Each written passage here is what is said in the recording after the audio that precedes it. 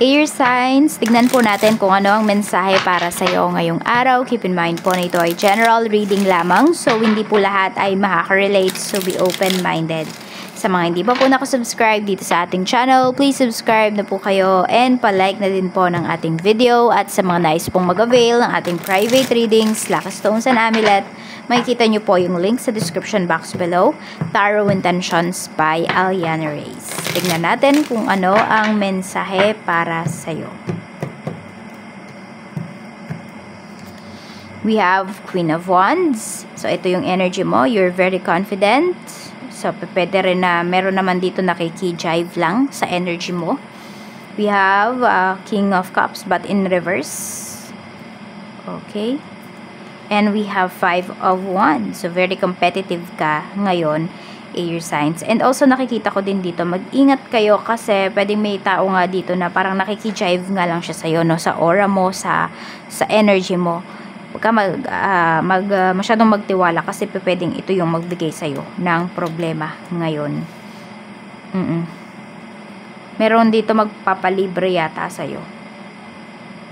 Yung tao na, or pwedeng may manlilibre dito, tapos, ayun, uy, air signs, kayo ba yung manlilibre na to? Huwag kayo manlilibre. Kasi iba po sa inyo, ayan, pwedeng maiipit nga kayo. Maiipit pala kayo dito. So, yung iba sa inyo, pwedeng di ko alam kung malilibre kayo, tapos wala na pala kayong budget. So, tignan nyo muna yung inyong pera bago kayo magsabi dito.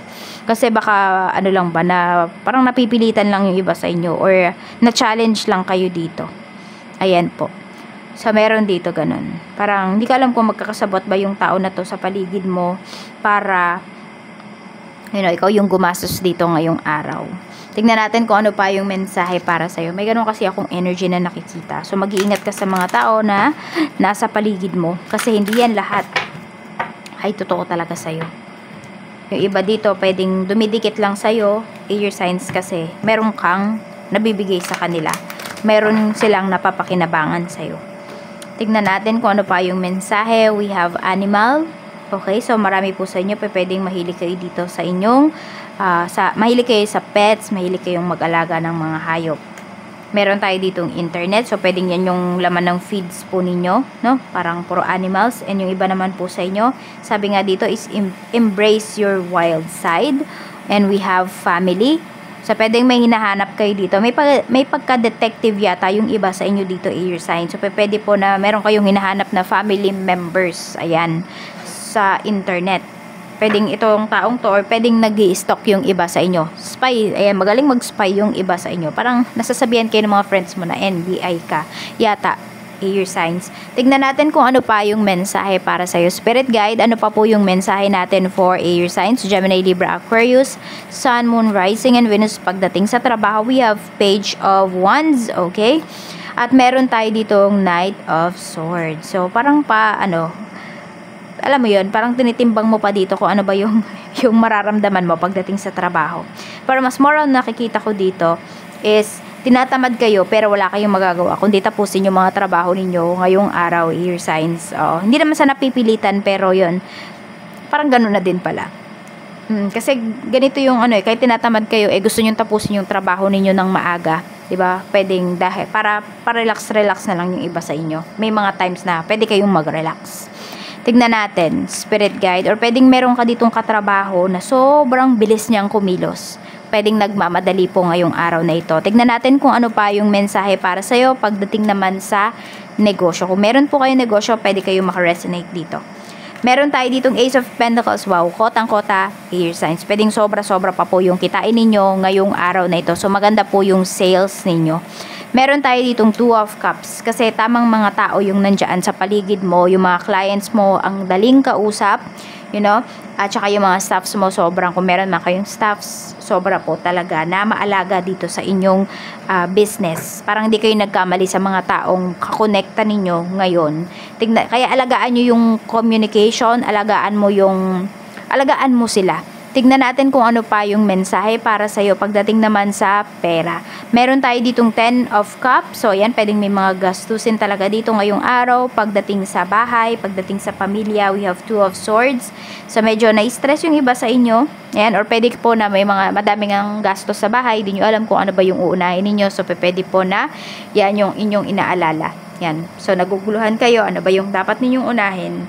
So, tingnan nyo kung ano ba yung mga deadline, yung malapit na yung deadline. Yun yung unahin nyo. Tignan natin pagdating naman po sa love life. Kamusta naman? We have the High Priestess. So, black yung inyong intuition dito. And you feel disconnected from your person. Okay, meron palang moody dito. Di ko alam kung may buntis dito. Air signs, King of Swords. Okay, very responsible naman po yung partner mo. Very responsible yung person mo. So, wala ka namang masasabi sa kanya. Yun lang, parang kung nagtatampo ka, air signs, pwedeng hindi kanya suyuin ngayon. Oo. Ayun yung pinapakita dito. Pwede po na, yun, or kaya naman yung iba sa inyo, kaya kayo nagtampo kasi may nasabi siya directly sa'yo. Which is yung gusto naman niyang parating sa'yo is, concern lang siya sa'yo. Kaya lang pwedeng iba, dahil nga moody, is pwede po na iba yung naging dating sa inyo ng mga sinasabi ng person mo.